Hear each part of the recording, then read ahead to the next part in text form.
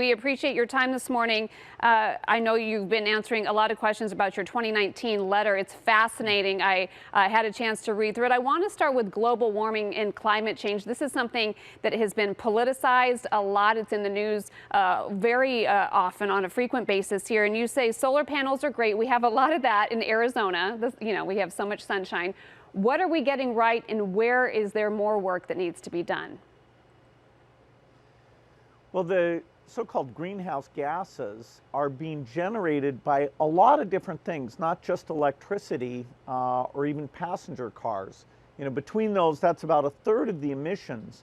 There's a lot that comes as we make materials like cement and steel. There's a lot that come from cows as we're making milk and beef.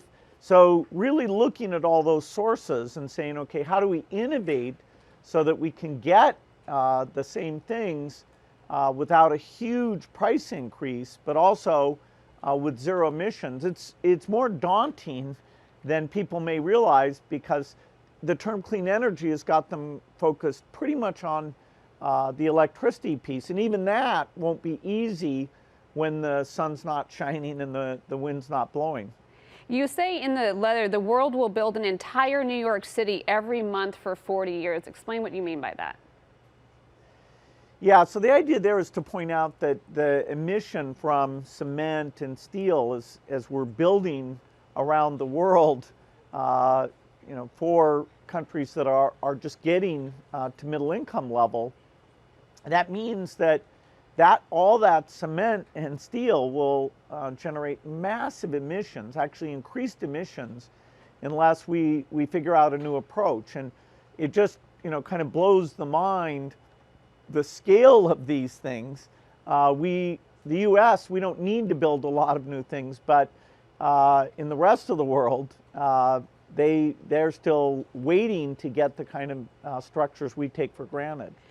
Your letter talks about so many topics and ideas. It's very wide-ranging. And one of the things you talk about is anger in teenage boys. Here in Arizona, we are seeing an increase in gun violence. Last year, we had a record number of officer-involved shootings, increased number of school threats. You and Melinda actually went into a prison to talk to some inmates. What were you able to learn from them?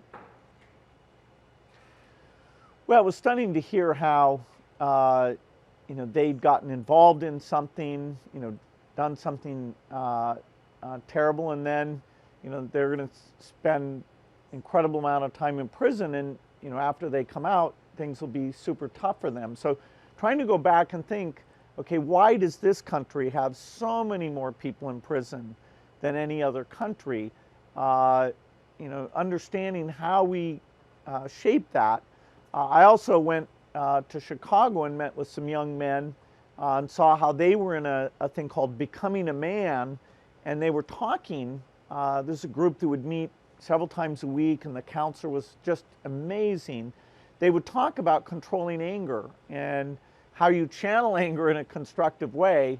And I thought that was pretty brilliant to help, say, yes, anger is going to come up, but you can use it, or it can use you. Yeah, absolutely. It's fascinating. I wish we had more time, from toilets to vaccines to that little chunk of land you have bought here in Arizona. So many things we could talk about. Thank you for your time, and thank you for what you're doing to help make the world a better place. We appreciate it very much.